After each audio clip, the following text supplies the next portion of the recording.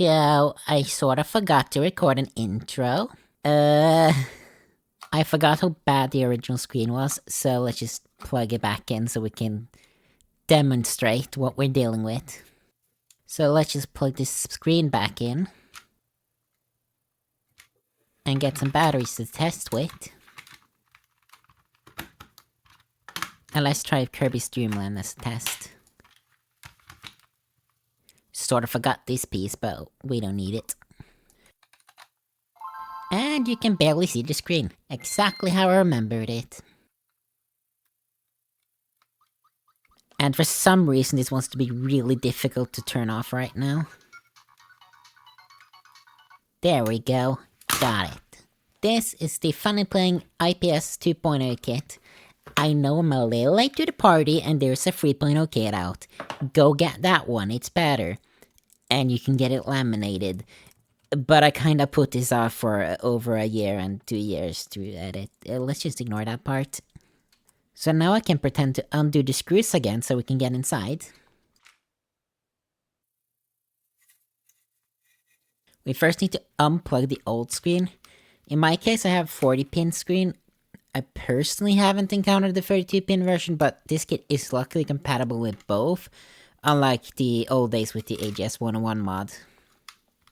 These days I personally wouldn't be using the AGS 101 mod anymore, since if you want the look of that screen, there's a better one using a DS screen.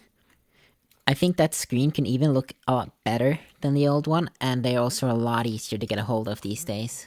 Now we can remove the triggers and stuff, so we can remove the motherboard.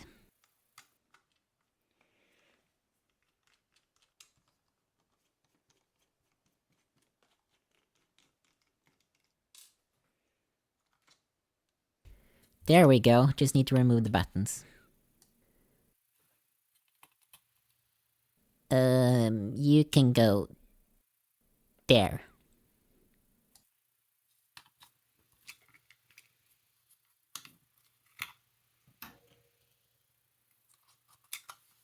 This screen we can just leave in place. I got something planned. If you do need to remove this screen, it's just to flex a little bit on the shelf and it should just pop out easily.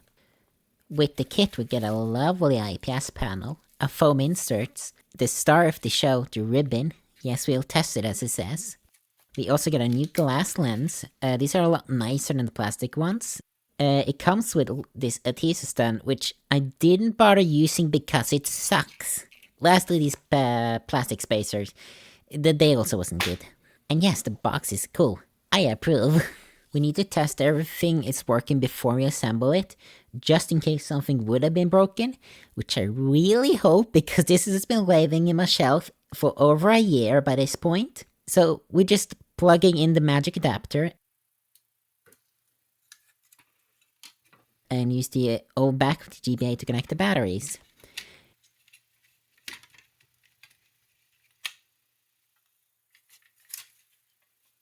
Inserting a game helps keep the back on. I'm just using these random rechargeables I have.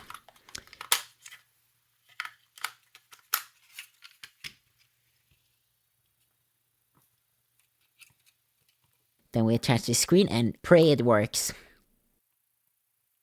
Assume I can actually attach it.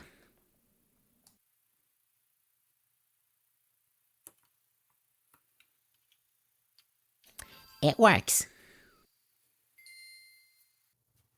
Time for a detour. This is a dehiss kit. It's supposed to help with reducing the hissing in the audio. The problem I heard gets worse when you mod the console. But I will spoil it. It's still quite bad. I personally decided not to install an amp in this one. As I understand it, the amplifiers just amplify the speaker and not the headphone output, which is the only case I actually care if it was a bit louder. I think the default speaker is perfectly fine. So I'm just gonna continue using it. First I will get the points we need to solder to tinned.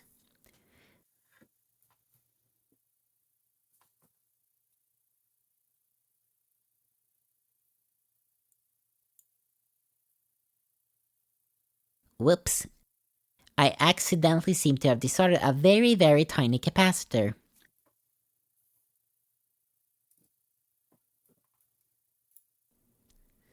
Oh no, where did that capacitor go? There it is.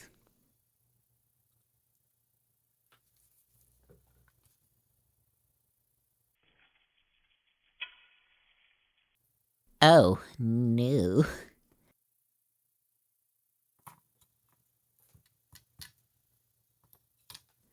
I don't know where that one went off.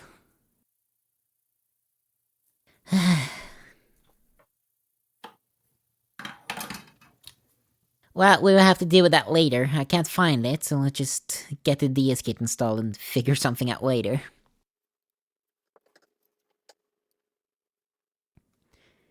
Outside of that little mistake, the DS kit isn't that bad to install. It's quite easy. The only thing is the negative battery terminal here is a little bit difficult to get solder to stick to, but, you know, flux.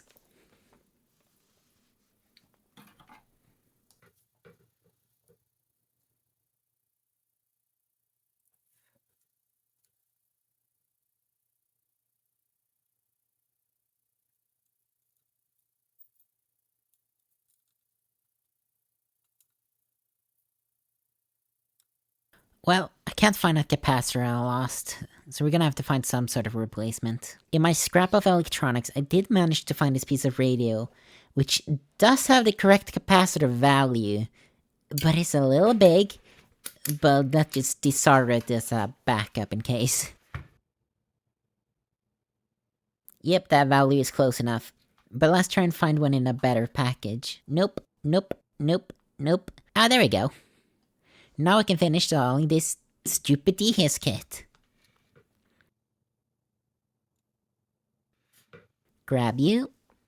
I managed to find the value based on a schematic, I think from Consoles 5?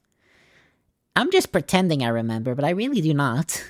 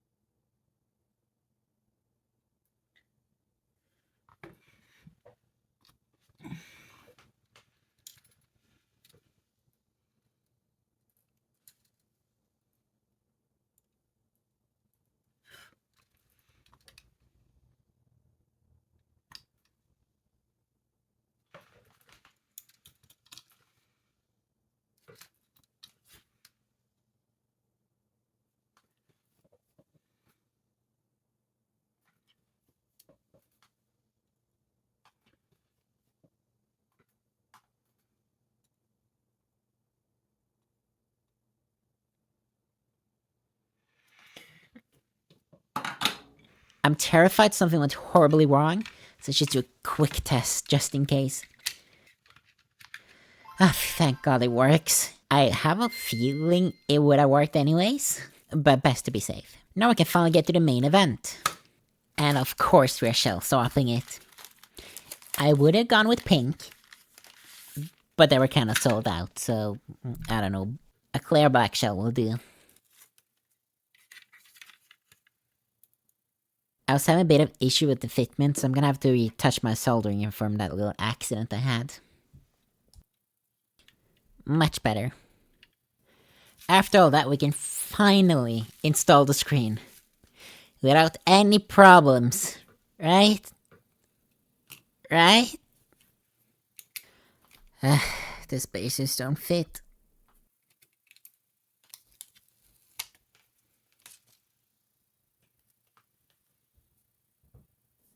And the gasket, it's too small? Well, this is frustrating. As usual, I'm leaving the problem for later. For now, let's just hook up the ribbon cable with the buttons and stuff so we can change brightness with L and R.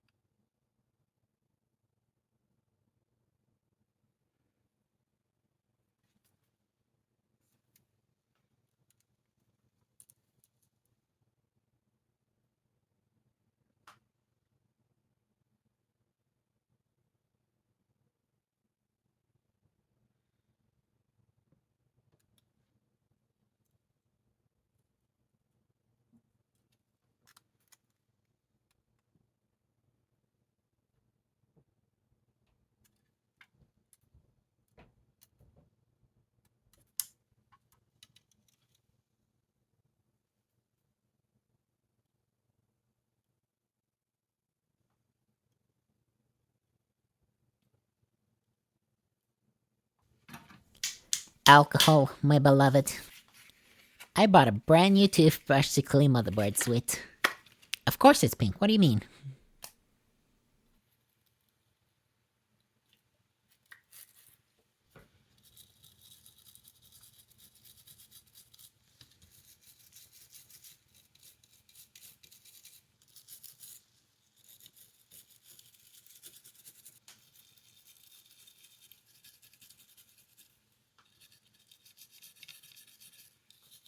Next up is the new glass screen lens.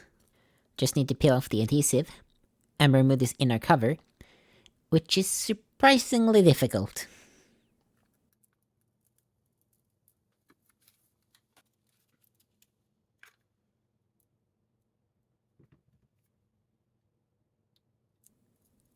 Luckily, we got it.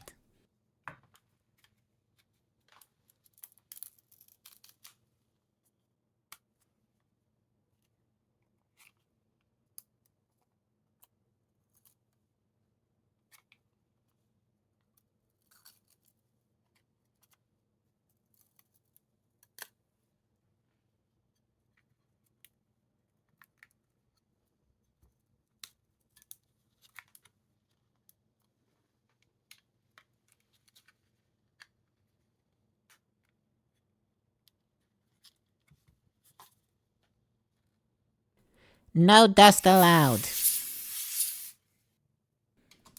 The screen also has a protective cover we need to remove.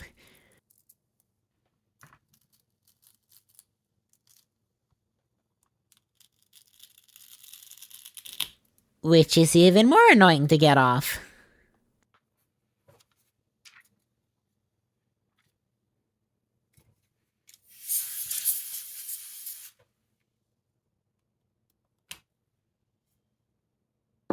Well, I think we just have to deal with this now.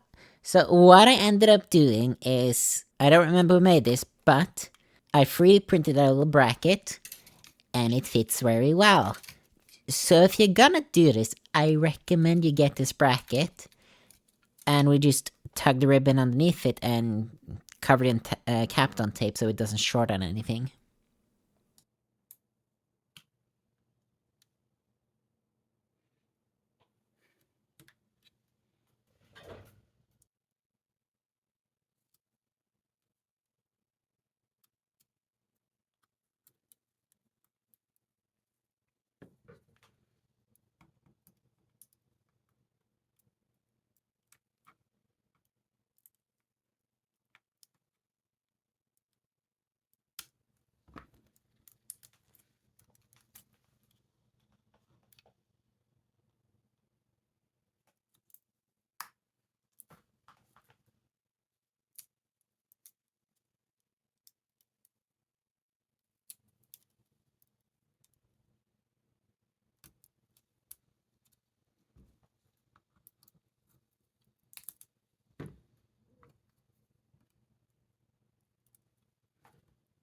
Buttons!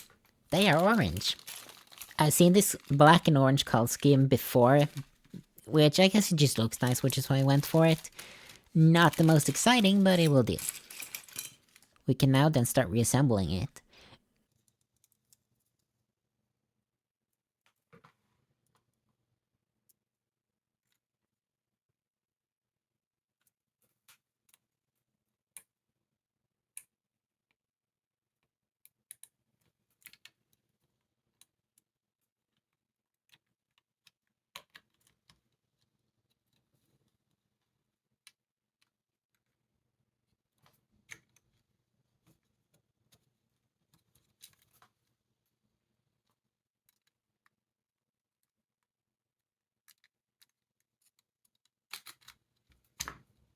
So I'm gonna be using the original screws, which doesn't feel quite right when I screw them in.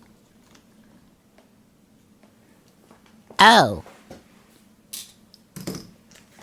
It did include any replacement screws.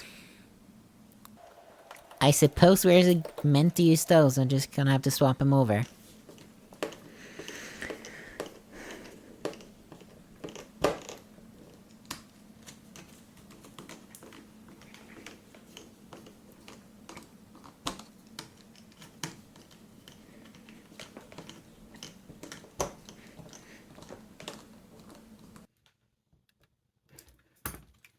With the motherboard secure, I'm just checking if the buttons are okay.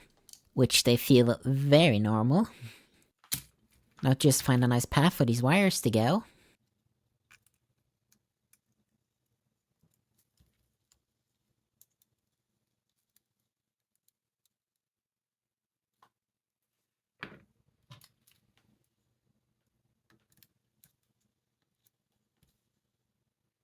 And we can put back the triggers and the side grip things? I don't know what to call these. That's a nice power switch.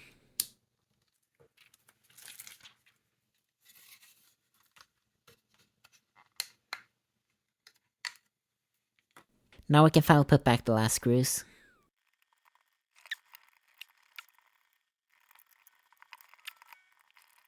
And as a surprise last mod, we have half another shell.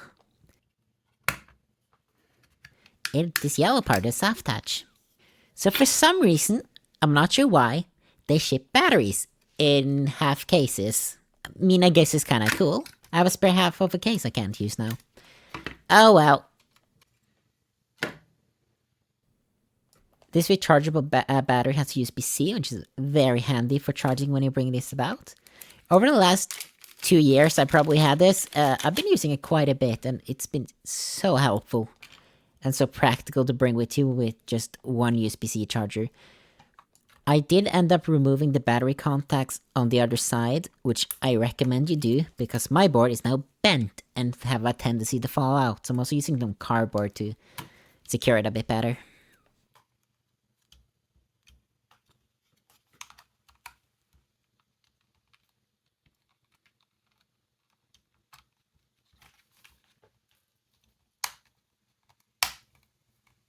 And with that, it's all installed.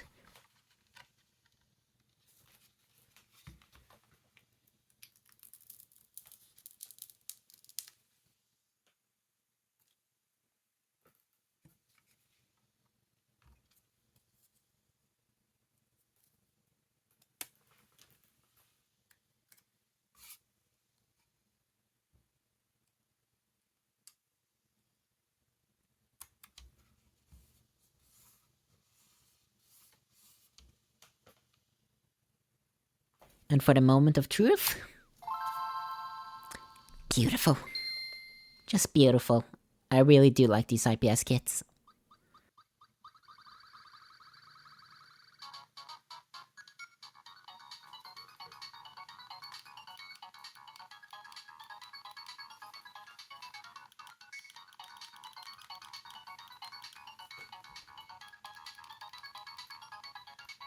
And just as last time, you can now watch me suck at games.